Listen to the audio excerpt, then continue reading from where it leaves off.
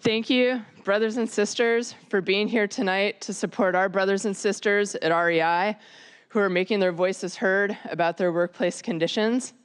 My name is Nicole Grant, and I'm the head of the Martin Luther King County Labor Council, representing 100,000 unionized workers in King County. And I want you to know that we stand with you, REI workers. Seattle's working class stands with you.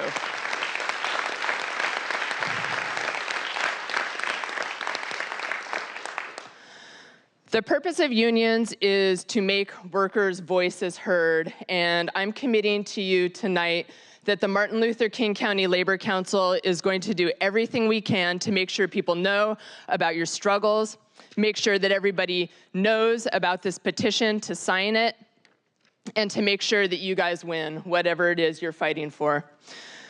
I wanted to thank the workers that spoke so much.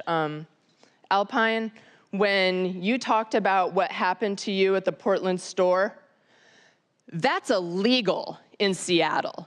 And I want to thank my sisters and brothers from UFCW 21. I see a lot of yellow shirts in the house. They fought so hard for paid, safe, and sick days and made it so that workers in this city have that right. And if anybody's experiencing what Alpine experienced, it is a crime in this city to treat a worker like that.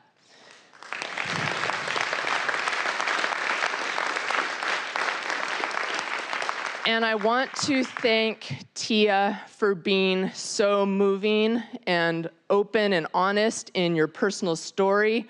As a mother, it is incredibly touching and painful to hear, and I think about your experience and about the hypocrisy of your experience, because REI stands on a standard of safety.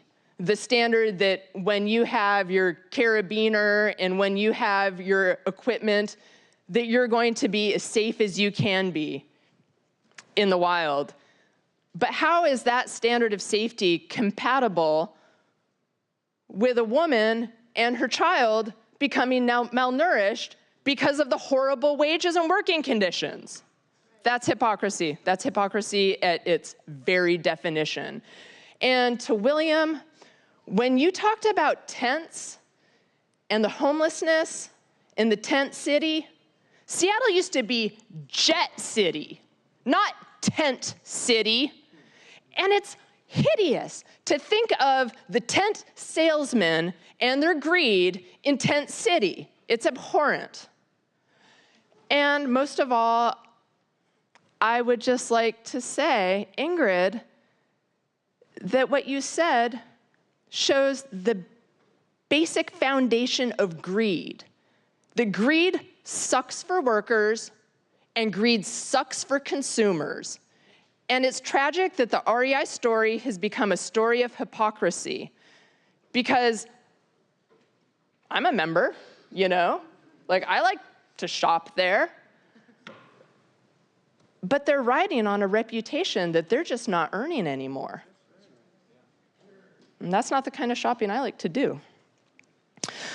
So with that, I just want to let you know that you have an ally in the organized workers movement.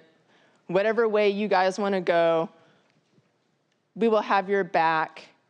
And I want to say that I thank you for fighting for secure scheduling, because it's an issue that touches so many retail workers.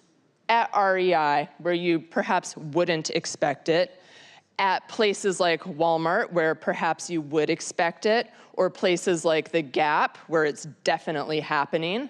This is something that as a workers' movement, we're gonna take on, and we're gonna win this year so that all workers can have secure schedules, and so that workers can have access to hours and full-time jobs, so they're not living that 3 part-time job life, because it's not cool.